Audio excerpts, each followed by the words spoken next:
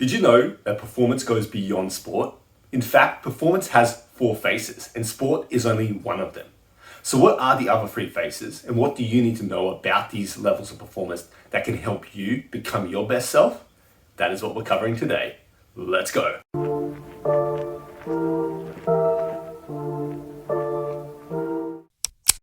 Hi, I'm Alex, a sports dietitian and nutritionist. Welcome to my channel. Great to have you here.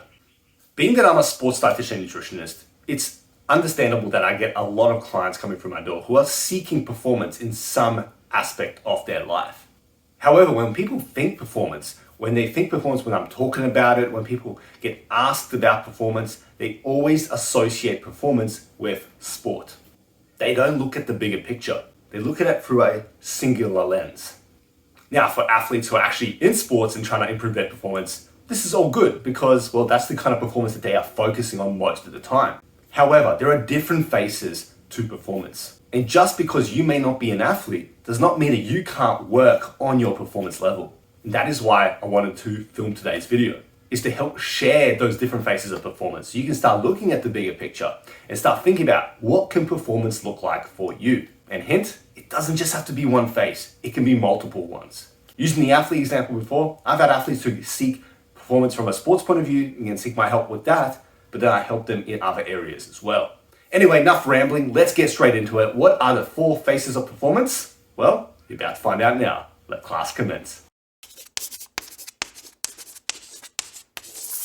So number 1 is obviously sport. Sports performance is the one that people most often associate when they think of the word performance. And it's the one that's most familiar to most of us. It even makes sense to those of us who aren't even in sports, because it's just so ingrained into our knowledge base. So basically, sports performance is the performance of you playing your sport. So becoming a better athlete, becoming a better field athlete, recovering better, just performing at a higher level in the sport that you play or compete in, or whatever it is you want to call it. And there is no shortage of people who are either wanting to improve their sporting performance or know that it's there at their disposal if they want to. But now let's get into the other 3 faces, the one that people don't realize actually exist. Well, not that they don't know it exists, more so they don't know that it is a focus point that they can really kind of leverage. Number 2 is gym performance. Now, to be fair, now as I'm speaking this, I can realize that gym performance is something that a good chunk of people understand, a good chunk of people are maybe even striving towards, and a good chunk of people have actually maybe even worked on. However, you would be surprised maybe of hearing how many people just go to the gym just to go through the motions, as they think they need to tick off that box and they don't think beyond that. Not to mention that a lot of people go to the gym with the sole kind of focus of, I want to lose body fat or I want to gain muscle, but they don't really think about performance in the gym, which could be feeling stronger, lifting heavier, feeling fitter, feeling better, feeling more confident.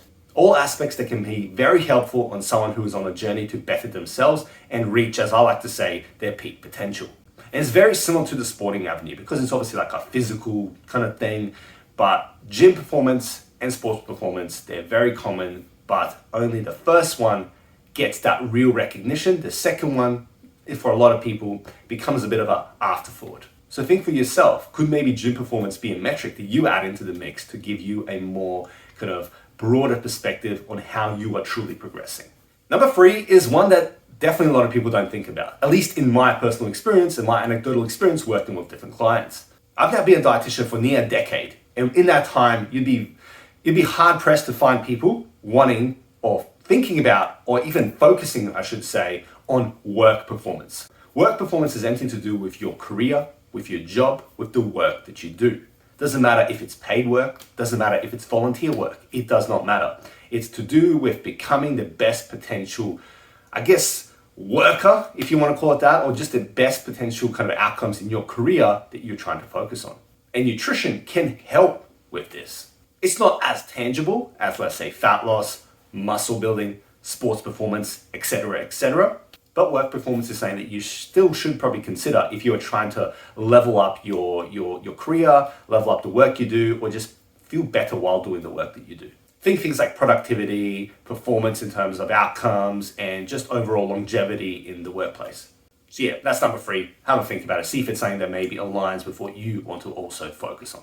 And finally, number 4 is life performance. Now, life performance might sound a bit wishy-washy, might sound a bit cliche when I'm speaking about it, but it really isn't a thing that is important, and it should underpin the overall kind of trajectory of your journey. Now, life performance can look like a number of different things. It could be, performing, in terms of being able to play with your kids, run around with your family, travel. It can be just kind of doing your day-to-day, being kind of on point with when you're doing your hobbies and the things that you love. There's so many different ways to look at life performance, but the best way to look at it is things that I want to do better or perform better at that are not sports, that is not in the gym, and that is not in my workplace. So you can quickly see there's a lot there to that. The most obvious examples for me in terms of my experience with clients is busy parents who want to kind of be able to play with their kids, be there for their kids and be able to perform in terms of as a parent, that sort of stuff is a very common one.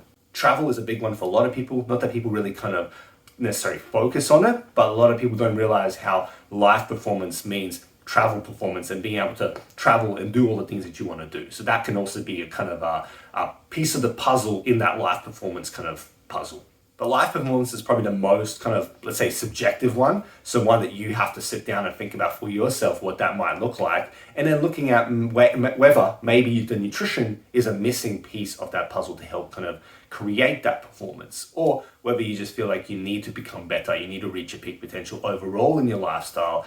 And that can help become, make you the better version of yourself, the 2.0 version of yourself. But yeah, there you go. That's the 4 faces of performance that I just want to share with you to help you think outside the box a little bit. Because it's good and all to really focus on sports performance, and let's say as a subset of that, gym performance. And for a lot of people, that will be the performance angle that they're aiming towards. But I do always encourage you to look beyond that scope and think about different ways that you can diversify your efforts and diversify the metrics that you track to determine if you truly are becoming the person that you want to be, the best version of yourself, the reaching your peak, whatever you want to call it, doesn't really matter. Essentially, I want you to think outside the box so that you can look at performance outside of a singular lens. That is the purpose of today, and I hope that helped you out. Now, what I want you to do is comment below. Okay, comment below and let me know what is performance to you? Like, what is the thing that you're currently focusing on when it comes to the umbrella term performance? Share it in the comments below. Let me know how you're going. Let's see if I can maybe help you. And as always, hit the like button if this video has been helpful, if it's shown you some info that you maybe didn't know, if it's helped change your perspective, if it's helped you in any way, show it some love, hit that like button. Until next time, stay classy, have a good one, see you later, bye.